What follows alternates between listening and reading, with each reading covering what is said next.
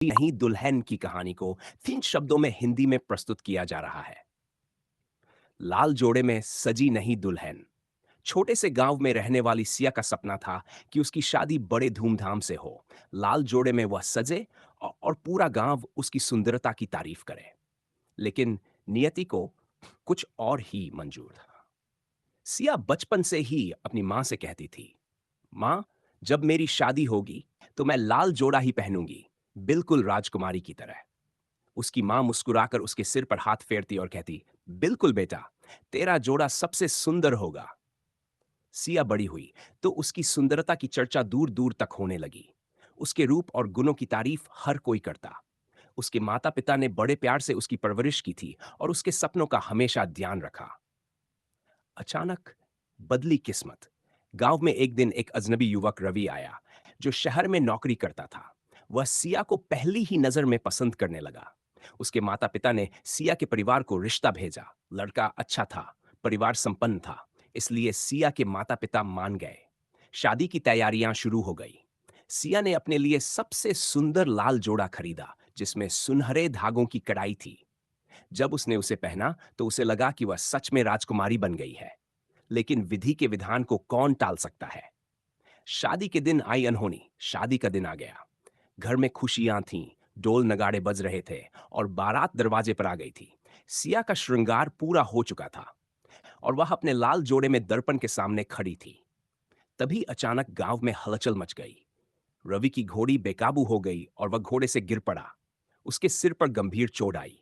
अफरा तफरी में उसे अस्पताल ले जाया गया। पूरा माहौल मातम में बदल गया।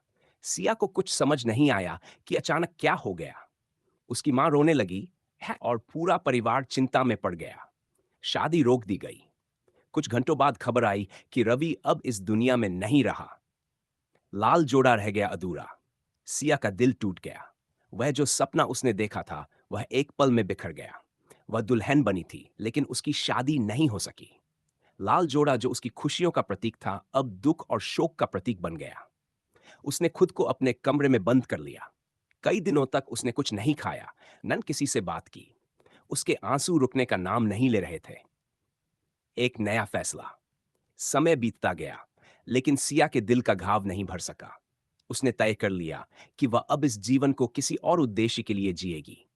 उसने अपने गहने उतार दिए, लाल जोड़ा तह करके रख दिया और गांव के अनाथ बच्चों की सेवा में लग गई। वह उन लड़कियों को पढ़ाने लगी जो गरीबी के कारण शिक्षा से वंचित थी। उसने अपने दर्द को अपनी ताकत बना लिया। धीरे धीरे गांव में लोग उसे सम्मान देने लगे। लाल जोड़े का एक और रूप। एक दिन सिया ने उन गरीब बच्चियों की शादी के लिए लाल जोड़े बनवाए, जिन्हें कोई सहारा नहीं था। उसने खुद तो लाल जोड़ा नहीं पहना, लेकिन कई लड़कियों को वह खुशी दी जिसकी तलाश वह खुद कर रही थी। लोग अब सिया को प्यार और सम्मान से देखते थे।